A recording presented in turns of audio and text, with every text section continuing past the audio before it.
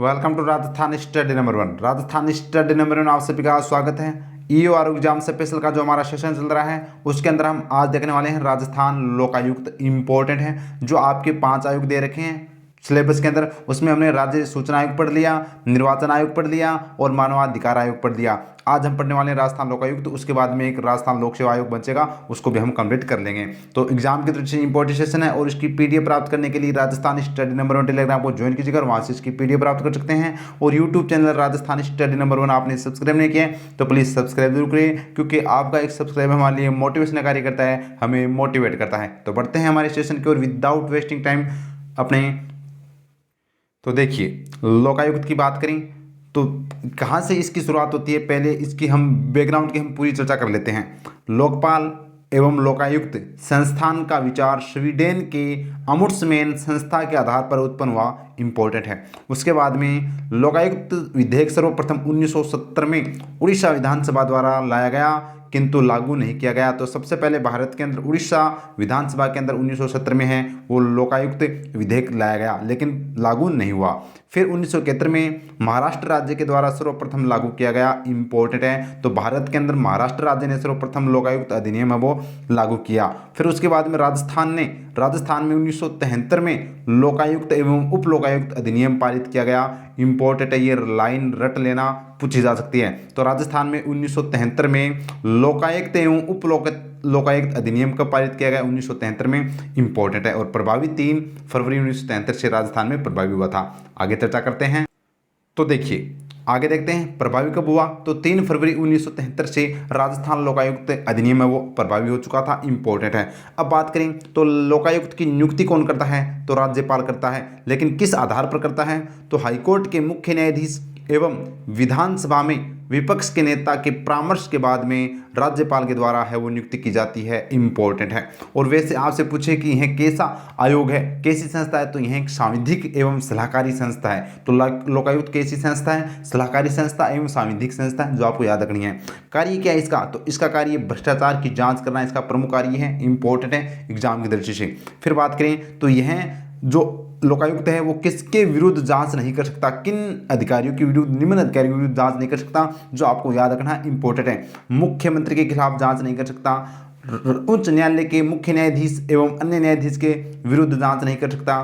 केंद्र का कोई भी अधिकारी, राज्य के मुख्य निर्वाचन आयुक्त या मुख्य निर्वाचन अधिकारी, पंच व सरपंच तथा विधानसभा सचिवालय स्टाफ का कोई भी सदस्य लोकायुक्त के दायरे में नहीं आता है, इंपॉर्टेंट है, वेरी वेरी इंपॉर्टेंट है। ये जो मैंने नाम बताए हैं ये आपको अच्छे से है वो याद रखने हैं, इंपॉर्टेंट है। अब बात करें तो बढ़ते हैं आगे। उसके बाद में देखिए कार्यकाल कितना होता है? तो 5 वर्ष अथवा 65 वर्ष है वो लोकायुक्त का कार्यकाल होता है, जो बहुत बार पूछा जाता है।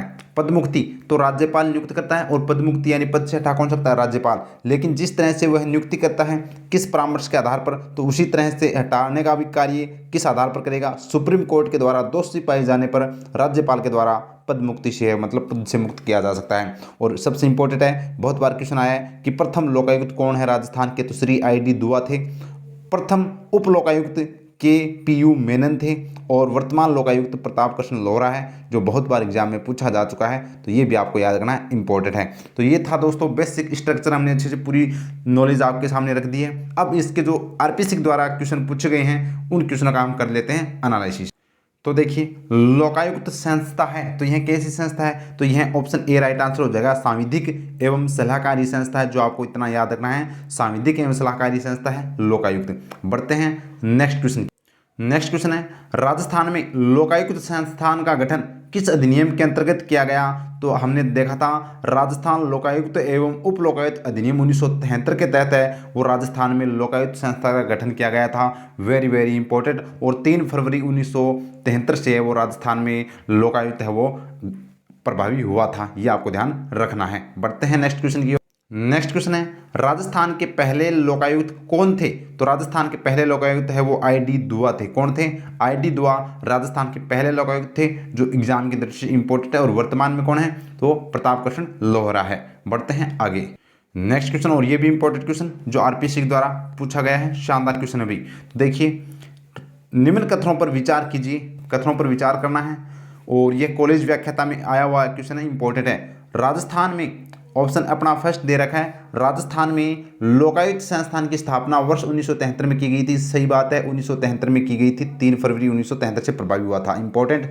फिर सेकंड अपना दे रखा विचार, न्यायमूर्ति ID द्वार राजस्थान राज्य के पहले लोकायुक्त थे। ये बात भी सही है, तो ए और दो यानी दोनों ही सही हो जाएंगे। ऑप्शन सी अपना राइट आंसर वो हो जाएगा, इंपॉर्टेंट है। बढ़ते हैं नेक्स्ट क्वेश्चन की ओर।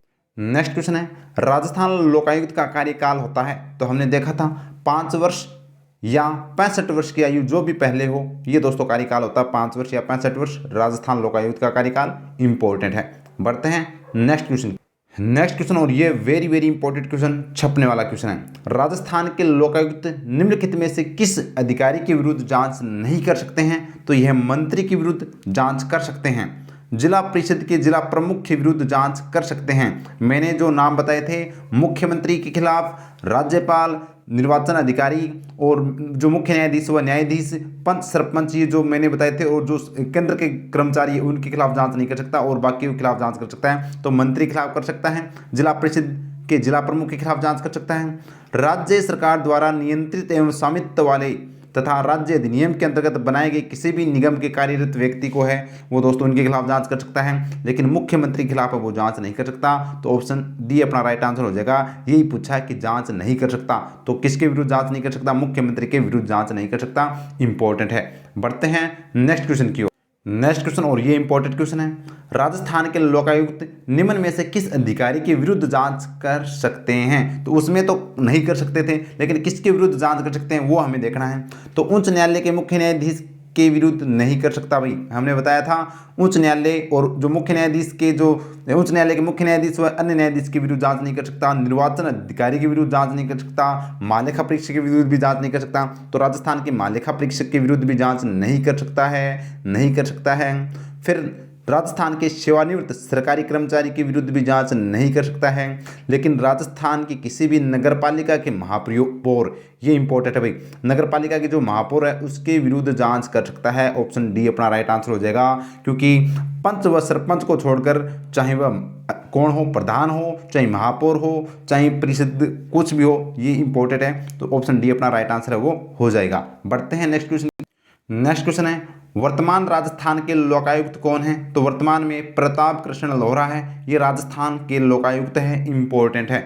बढ़ते हैं आगे। चलो अदर ऑप्शन की भी हम चर्चा कर लेते हैं। प्रद्युमन सिंह, ये कौन है? ये वित्त आयोग के अध्यक्ष, वर्तमान जो छठा वित्त आयोग चल रहा है उसके अध्यक्ष प्रद्युमन सिंह है।